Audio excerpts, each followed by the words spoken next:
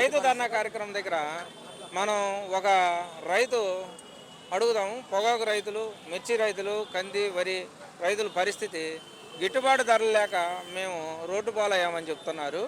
Next సీజన్కి మా దగ్గర కనీసం పురుగు మందులు, విత్తనాలు కొనుక్కోవడానికి స్తోమత లేని పరిస్థితి ఏర్పడుతుందని ఓ రైతు చెప్తున్నాడు.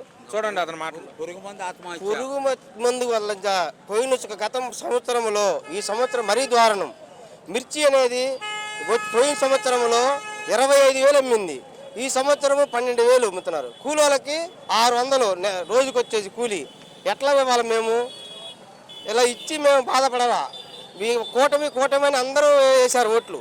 ఉపయోగం ఏముంది? ఓట్లేదు. మన రైతుకి చూడాలా. దొంగ కూటమి, మంచి కూటమి కాదు. మంచి కూటమి అయితే ఇబ్బంది లేదు, దొంగ కూటమి. ఈ రకం చేసి జనాలందరూ ఇప్పటికి దాదాపు ఎంతమంది ఆత్మహత్య చేసుకున్నారు మరి మిర్చి యార్డులు గుండా. అయితే ఈ ప్రభుత్వంలో గత ప్రభుత్వంలో ఎంత రేటు ఉంది, ఈ ప్రభుత్వంలో ఎంత రేటు ఉంది? గత ప్రభుత్వంలో 17,000 ఉంది. ఈ సంవత్సరం 14,500. కూలీలకు 750 రూపాయలు పొద్దున్న. మేము ఏం తిని ఏం బతకాలా?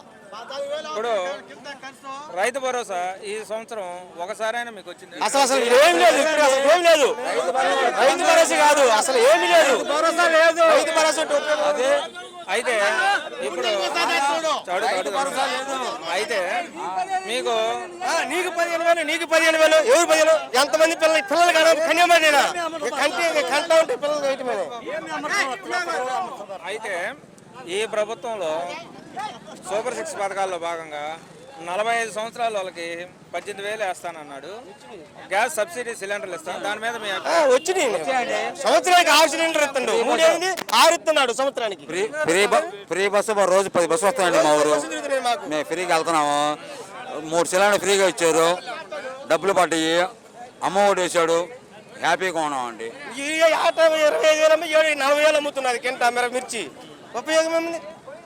చూస్తున్నారు రైతులు ఎంత దారుణమైన పరిస్థితులు.